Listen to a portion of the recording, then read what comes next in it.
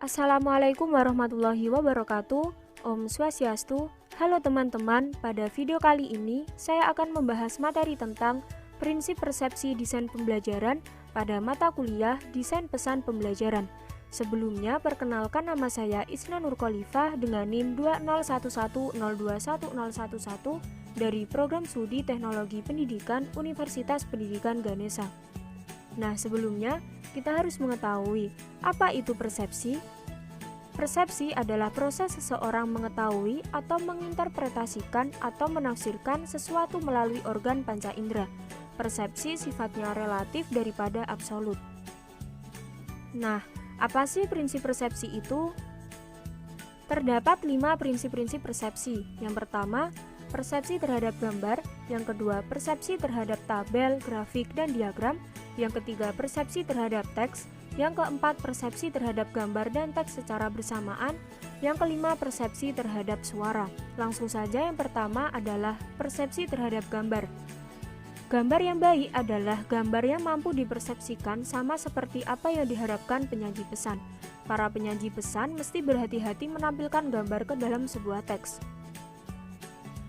Prinsip-prinsip penggunaan gambar agar tidak menimbulkan salah persepsi antara lain. Yang pertama, gambar lebih mudah diingat daripada kata-kata. Yang kedua, gambar memiliki banyak peran dalam pembelajaran. Yang ketiga, perlu petunjuk khusus untuk melihat dan menafsirkan gambar. Yang keempat, gambar dekoratif harus efisien.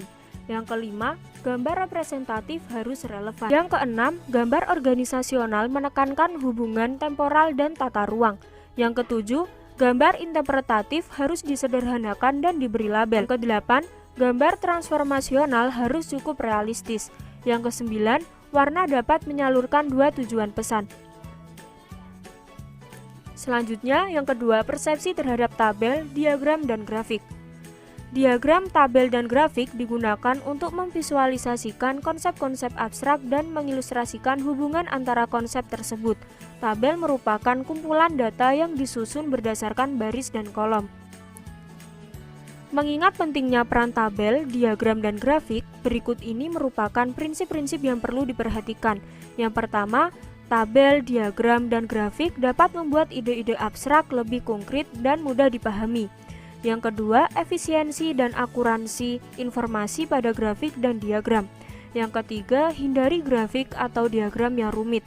Yang keempat, persepsi dan interpretasi diagram dan grafik.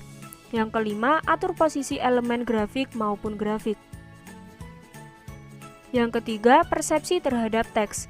Teks dapat mengkomunikasikan banyak informasi. Informasi tersebut disampaikan melalui kata-kata yang disusun sedemikian rupa menjadi kalimat hingga membentuk sebuah paragraf. Prinsip-prinsip dalam desain teks sebagai berikut. Yang pertama, persepsi terhadap teks tidak berbeda dengan persepsi yang lain. Yang kedua, gunakan kontras untuk menonjolkan teks. Yang ketiga, atur tata ruang teks. Yang keempat, kemudahan teks dipengaruhi kompleksitas atribut. Yang keempat, persepsi terhadap penyajian teks dan gambar secara bersamaan. Penyajian teks dan gambar secara bersamaan memberikan manfaat yang sangat berarti kepada pembaca. Ada dua maksud pesan yang bisa disampaikan. Yang pertama, kejelasan teks didukung oleh gambar, dan yang kedua, kejelasan gambar didukung oleh teks. Berikut ini disajikan prinsip dalam penyajian teks dan gambar. Yang pertama, gambar membantu proses belajar, bukan proses membaca. Yang kedua, gambar memfasilitasi pemahaman teks. Yang kelima adalah persepsi terhadap suara. Suara merupakan pesan yang diterima melalui indera pendengaran yang sangat bergantung pada kejelasan sumber suara, frekuensi suara, dan daya tangkap penerima suara. Dalam mengatasi kelemahan pesan suara, para perancang pesan dapat menerapkan prinsip berikut. Yang pertama, suara harus terorganisir. Yang kedua, pidato efektif mengkomunikasikan ide-ide. Yang ketiga, pidato bersifat abstrak. Yang keempat, teks lebih efektif daripada pidato bila materi cukup kompleks. Yang kelima, ucapan manusia adalah media yang paling kuat dan ekspresif. Yang keenam, ketika narasi disertai dalam modalitas lain, hubungannya harus kuat. Nah, itu saja materi yang dapat saya sampaikan. Kurang lebihnya saya mohon maaf. Saya akhiri. Wassalamualaikum warahmatullahi wabarakatuh. Om Santi Santi Santi Om.